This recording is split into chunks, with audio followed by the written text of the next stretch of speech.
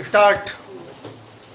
अगर हमने इस पवित्र धरती पर पैर रखा है तो हमें संपूर्ण जीवन जीने का पूरा हक है विराम। अब इस जीवन काल चक्र में हमें बिना उलझे हुए यह सुनिश्चित करना होगा कि अपनी जिंदगी किस तरह निर्वहन करना है विराम। इस धर्म संकट से निपटने के लिए सर्वप्रथम अपने दिल, दिमाग एवं आंतरिक विवेक से एक कठिन एवं सफल निर्णय लेना है विराम। ऐसा निर्णय जो अपनी अंतरात्मा, स्वाभिमान, गुणवत्ता, सहिष्णुता, नैतिकता एवं अमूल्य गुणों को अपने अंदर निहित करता है विराम। हमें अपनी जीवन सीमा सुनिश्चित करना है कि इस काल चक्र संसार में अपनी जन्म से मृत्यु तक का दायित्व को सही एवं कर्मठ तरीकों से निर्वहन किया जाए विराम। हमें इस सांसारिक सुखों के लिए ईश्वर ने इस दुनिया में नहीं भेजा है विराम। इसी पराकाष्ठा ने अपनी व्यक्तित्व विशेष का सही एवं उपयुक्तता को अपनाते हुए नैतिक, सामाजिक, पारिवारिक एवं उपयोगिता पहलुओं को ध्यान में रखते हुए जीवन को वैकल्पिक बिंदुओं में केंद्रित करना चाहिए विराम। नैतिक दायित्व का सही मूल्यांकन हम अकेले कर सकते हैं या नहीं विराम। यह आपके अंतरात्मा की परिभाषित शब्द है विराम। हमें हमेशा ऐसा नहीं सोचना चाहिए कि हम अकेले इस मूल्यों को सत्यापित कर पाते हैं या साथ लेकर जनता विशेष से। उदाहरण सरल है, एक बूंद से घड़ा भरता है, यह कहावत पूर्णतः सत्य है विराम। सत्यापित तथ्यों को अपने मूल्यों में एकत्रित करते हमें हर मोड़ पर अपनी जिम्मेवारी निभाना चाहिए विराम। हम में से ऐसा कितने हैं जो हमेशा अपनी नैतिकता पे खरे उतरे हैं विराम। इसका जवाब आपको खुद अपनी अंतरात्मा की ध्वनि से प्राप्त हो जाएगी विराम। हम नहीं कहते कि हम पूर्णतया अपनी नैतिकता को निर्वहन करते हैं, पर जब आप सफल निर्वहन करना अपना लेंगे तो यह सत्यापित खुद आपकी अंतरात्मा को सांकेतिक परिभाषित कर देगी विराम। कुछ ऐसे महापुरुष हुए जो नैतिक मूल्यों को जीवन भर महत्व दिया, किंतु आज अंतरात्मा की आवाज न सुनकर केवल भौतिक सुविधाओं की ओर ध्यान दिया जा रहा है विराम। आज नैतिक मूल्यों के अभाव में परिवार बिखर रहे हैं, भाई बंधु एक दूसरे के लिए लड़ाई झगड़े कर रहे हैं विराम। नैतिक मूल्यों के अभाव में व्यक्तियों के चरित्र में गिरावट आ रही है विराम। कन्फ्यूशियस के अनुसार यदि आपका चरित्र अच्छा है तो आपके परिवार में शांति रहेगी, यदि आपके परिवार में शांति रहेगी तो समाज में शांति रहेगी, यदि समाज में शांति रहेगी तो राष्ट्र में शांति रहेगी। मनुष्य की अंतर्निहित पूर्णता को अभिव्यक्त करना ही शिक्षा है विराम। आध्यात्मिकता का अर्थ है अपनी अंतरात्मा की आवाज के अनुरूप अपने कर्तव्यों का निर्वहन करना है विराम। नैतिकता का संबंध मानव जीवन की अभिव्यक्ति से है विराम।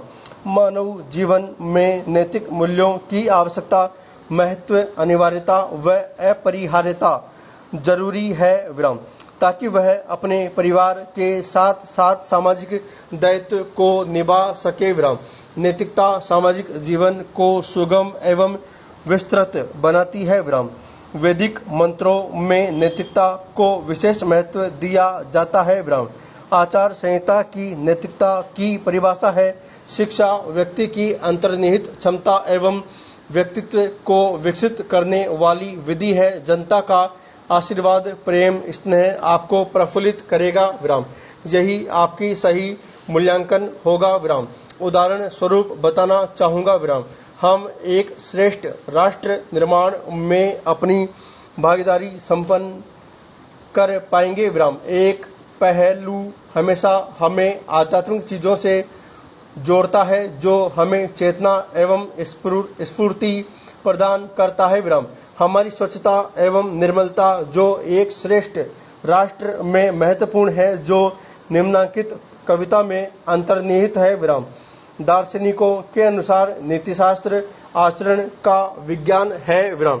ऐसे मूल्य जो हमारा मार्गदर्शन करते हैं कि कैसे हमें व्यवहार करना चाहिए, वे नैतिक मूल्यों की श्रेणी में आते हैं, जैसे ईमानदारी, निष्पक्षता आदि। विराम। इसलिए एक विश्वसनीय काम के माहौल को बढ़ावा देने के लिए नीति शास्त्र का प्रशिक्षण अत्यधिक आवश्यक है। विराम। नैतिकता, नैतिक मूल्य वास्तव में ऐसी सामाजिक अवधारणा है जिसका मूल्यांकन किया जा सकता है। Paragraph change. यह कर्तव्य की आंतरिक भावना है और उन आचरण के प्रतिमानों का समन्वित रूप है जिसके आधार पर सत्य, असत्य, अच्छा, बुरा, उचित, अनुचित का निर्णय किया जा सकता है और यह विवेक के बल से संचालित होती है। विराम। सच्चाई, ईमानदारी, प्रेम, दयालुता, मैत्री आदि को नैतिक मूल्य कहा जाता है। विराम। सभी नैतिक मूल्यों का नैतिक आधार सत्य ही है। विराम।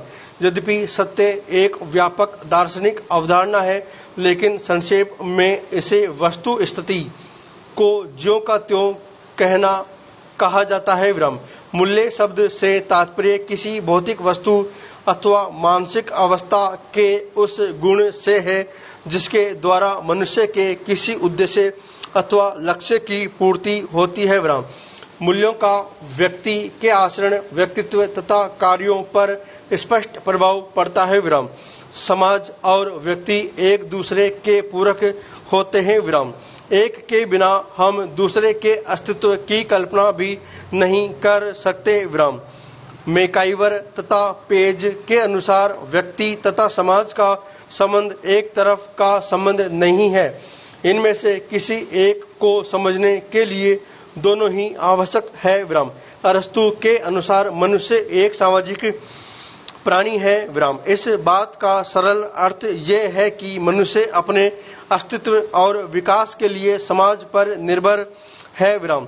उतना और कोई प्राणी नहीं है। मनुष्य में हम जो भी कुछ सामाजिक गुण देखते हैं वह समाज की ही देन है। विराम। एक व्यक्ति की सामाजिक प्राथमिक पाठशाला उसका अपना परिवार होता है। विराम। एक परिवार समाज का एक अंग है जहां हमें सबसे पहले शिक्षा मिलती है। विराम। परिवार और समाज के अनुरूप ही एक व्यक्ति में सामाजिक गुणों तथा विशेषताओं का विकास होता है। विराम। आज हमारे समाज का स्वरूप तेजी से परिवर्तन हो रहा है। विराम। ये भी सही है कि परिवर्तन इस समाज का नियम है, लेकिन जिस तरह से हमारे समाज में नैतिक मूल्यों का ह्रास होता जा रहा है वे सही नहीं है। Paragraph change. प्राचीन काल में पाठशालाओं में धार्मिक और नैतिक शिक्षा पाठ्यक्रम का अभिन्न अंग थे। विराम।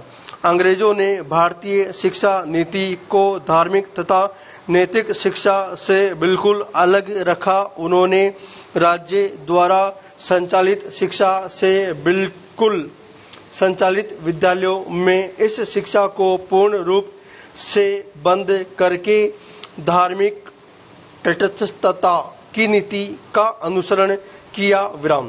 तटस्थ स्वतंत्र भारत में भी देश को धर्म निरपेक्ष घोषित कर कहा गया है कि राज्य कोष से चलाई जाने वाली किसी भी संस्था में किसी प्रकार की धार्मिक शिक्षा नहीं दी जाएगी। Paragraph change.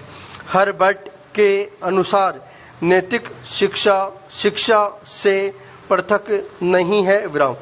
जहाँ तक नैतिकता धर्म का अर्थ है इन पूर्ण विराम।